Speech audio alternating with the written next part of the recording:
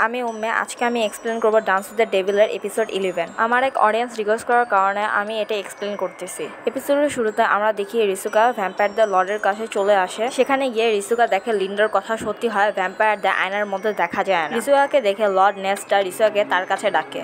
এরপর লর্ড নেস্টা বলা শুরু করে, তোমার মা একবারে ফুলের মতো পবিত্র ছিল, তার সবকিছুই অনেক ভালো ছিল, আর তোমার আন্টি নিজেকে অন্ধকারের মধ্যে বন্দি করে রাখছে। তোমার কাজিন লিন্ডো হাফ ভ্যাম্পায়ার আর হাফ হিউম্যান হইলো সে আসলে আমার ছেলে। এরপর রিসুকা বলতে থাকে, তুমি লিন্ডোর আসল বাবা হলেও তুমি আসলে ওর শত্রু। তুমি আমার বন্ধু আজুনাকে মেরে ফেলছো, আমি কখনোই তোমাকে ক্ষমা করবো না। সেখানকার থাকা অন্য ভ্যাম্পায়াররা তাকে চুপ করতে বলতেছিল। এরপর রিসুকা লর্ড নেস্টাকে জিজ্ঞেস করে, আমার শরীর থেকে গ্রিমওয়ারের পাওয়ার কিভাবে বের হবে। এরপর লর্ড নেস্টা বলে, 615 মুনরাইজের সময় তোমার শরীর থেকে রক্ত বের হলে তোমার গ্রিমওয়ারের পাওয়ার বের হয়ে যাবে। এরপর সে রিসুকাকে তৈরি হইতে বলে।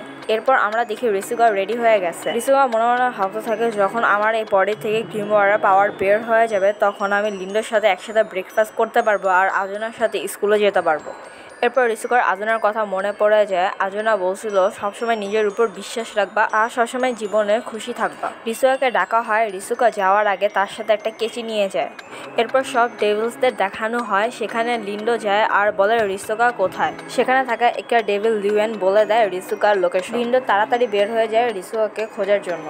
এরপর লিওয়েন র্যামকে বলে শান্ত হও, আর সেখানে রিসুকার সেই আংটিটা রেখে দেয়। এরপর লিওয়েন বলে, তুমি তো বুঝতেই পারছো তোমার ফিলিংস রিসুকার জন্য। র্যাম বলে, হ্যাঁ আমি এখন বুঝতে পারছি। এটা বলে সব ডেভিলরা বের হয়ে যায়। লিওয়েনও যেতে থাকে আর বলে রিসুকা আর গ্রিমওয়ার্ড দুটাকেই বাঁচাবো। এরপর শিকি বলে, আমি তো ভুলে গেছি র্যামকে জিজ্ঞেস করতে যে লোকেশনটা কোথায়। এরপর এরা তিনজন র্যামকে দেখে আর তাকে ফলো করতে থাকে। তখনই সেই কিউট পাপিটা বের হয় আর বড় বড় কুকুরগুলোকে সেখান থেকে তাড়ায় দেয়। এরপর আমরা সেই ভ্যাম্পায়ারটাকে দেখি রিসুকার রুমে আসতে।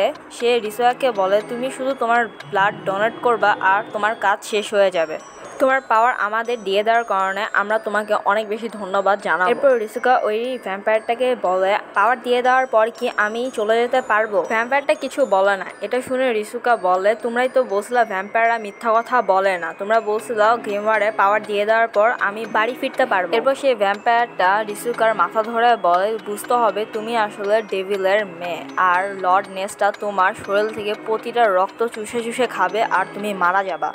এরপর সেই ভ্যাম্পায়ারটা রিসুকাকে একটা রুমে নিয়ে যায়। সেখানে সবাই গ্রিমওয়ার বলে চিল্লাতে থাকে। এরপর সেখানে লর্ড নেস্টা আসে আর রিসুকাকে তার বশে নিয়ে নেয়। এরপর সে কিছু মন্ত্র পড়ে যখনই রিসুকার ব্লাড খেতে যাবে তখনই সেখানে লিওয়েন চলে আসে আর সে লর্ড নেস্টার মনোযোগ অন্যদিকে নিয়ে যায়। তখনই সেখানে সবগুলো ডেভিল চলে আসে। রিসুকা যখন তাদের কাছে যেতে নিতেছিল তখনই সে ভ্যাম্পায়ারটা রিসুকাকে বন্দি বানায় নেয় আর বলে, দেখো এখন কি হয়।